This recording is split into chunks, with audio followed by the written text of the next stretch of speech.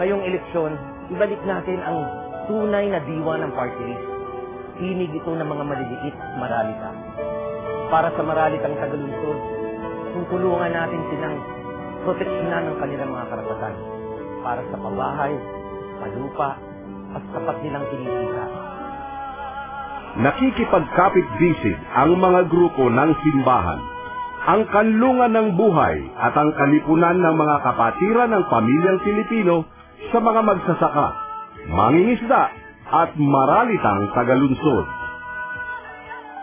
Nakikiusap po ako sa inyo sapagkat sa kasalukuyan, sari-sari ng puwersa ang nasa loob ng ating batasan nang walang ibang layunin kundi lang sagin ang ating mga pamilya. Karamihan sa atin ay kinakasangkapan pa para lalong sirain ang kabataan at ang pamilya ng kinabukasan. Itong ABA ako ay isang party list na siyang kandungan ng buhay at pamilya ng Pilipinas. Sa darating na eleksyon, sabay-sabay nating itaguyod ang buhay at ang kapakanan ng bawat pamilya.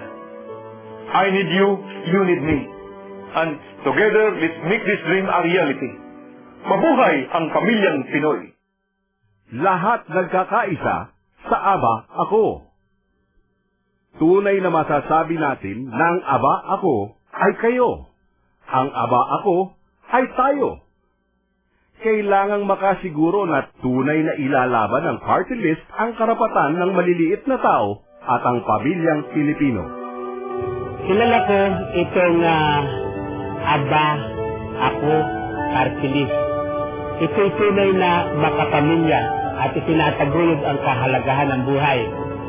Bukod dito, ito ay kumakatawan sa mga mahihirap, higit sa lahat ang mga magsasaka. Kaya aking nais na makilala ito ng marami, lalong-lalo sa ating mga nananampalataya, kahit anong relihiyon, at sana'y ating itaguyod ang mga layunin ng party list ito. Sa ABA ako, sigurado! Kung naniniwala kayo sa mga layunin ng ABA ako, iboto ang ABA ako para sa party list sa darating na halalan sa Mayo 14, 2007.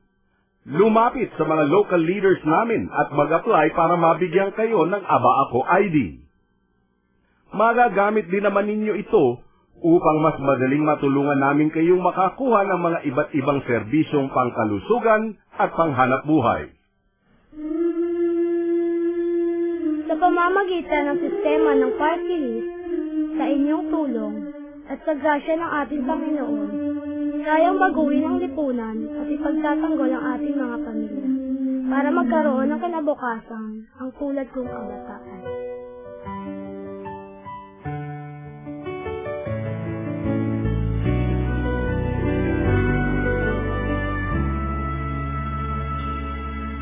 Ako'y anak ng lupang hinirang,